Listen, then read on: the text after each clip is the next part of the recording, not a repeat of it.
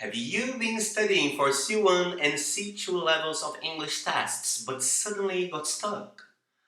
Do you master advanced vocabulary analysis, or perhaps you believe that applied linguistics has always left you with a splitting headache? Well, today we're going to work that out, so see you in a bit.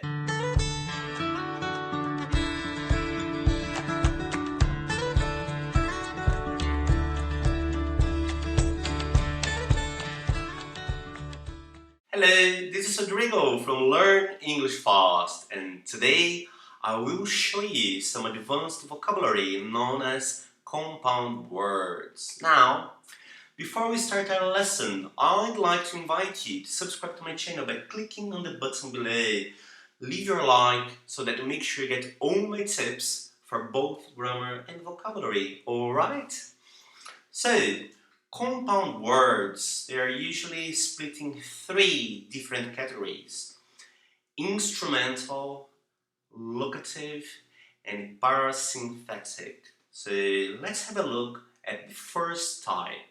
Instrumental compounds. An instrumental compound is a compound in which the first element expresses the means by which the action expressed by the second one is carried out. The second element is usually an adjective, or the cause of the state of affairs expressed by the adjective. For example, God-given. In this case, anything given by God. We could be talking of a gift or a talent, okay?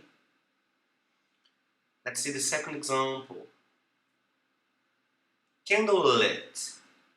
In this case, lit by a candle, like we see in some fancy restaurants. Grass covered. Well, covered with grass or covered by grass, like we see in this beautiful architecture.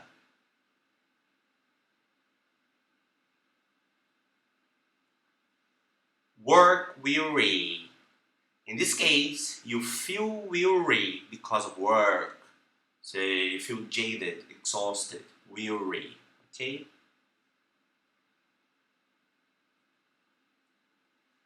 Love blind. So you're blind because of love. That often happens when you are in love with somebody.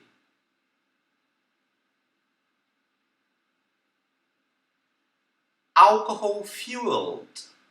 So any pieces of equipment fueled with alcohol.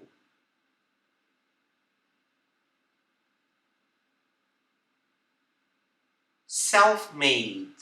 In this case, made by self. Or in other words, a person has worked really hard to advance the career ladder and become successful.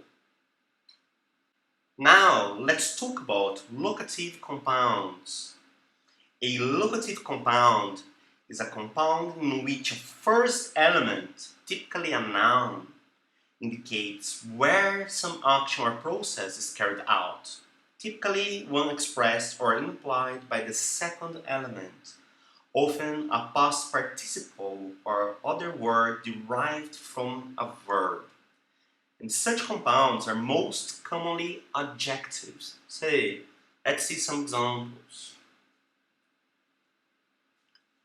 Home baked. It basically means baked at home, like this delicious bread. Now, city area. That's an area of a city. Usually, it doesn't include the outskirts.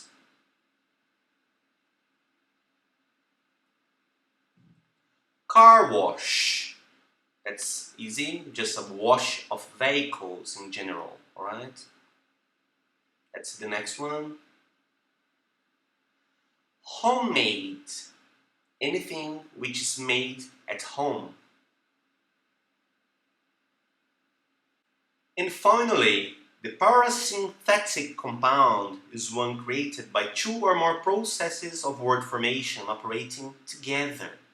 In English, it usually denotes an adjective formed using both compounding and derivation.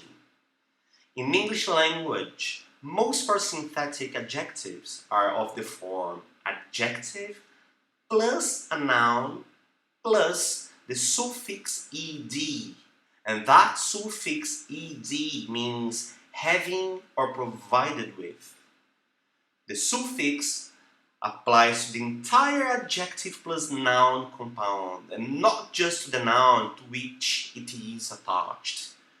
For example, black as an adjective has a special use section with the heading parasynthetic, containing adjectives such as black-haired. Black-haired is formed from the compound black hair and the suffix ed and means having black hair. Let's see some other examples. Brown-eyed. So that basically means having brown eyes. Another one. Long-armed. Say, having long arms. Short-legged basically means having short legs. Balloon-shaped. In this case, having the shape of a balloon. Rosewood-colored. Well, having a rosewood color, like this shoe. Strongly legged. That basically means having strong legs. And if you could notice, strongly is an adverb, not an adjective. Alright? So, I hope you have enjoyed this class, and I'd like to thank you so much for being with me all this time today. I'm going to ask you again to subscribe to my channel, click on the button below, make sure you ask all your friends to join us so you can get all my tips for international certificates such as Gmat, Toefl, Cambridge and Ielts. So, see you guys, I hope to see you next time. Cheers, bye for now.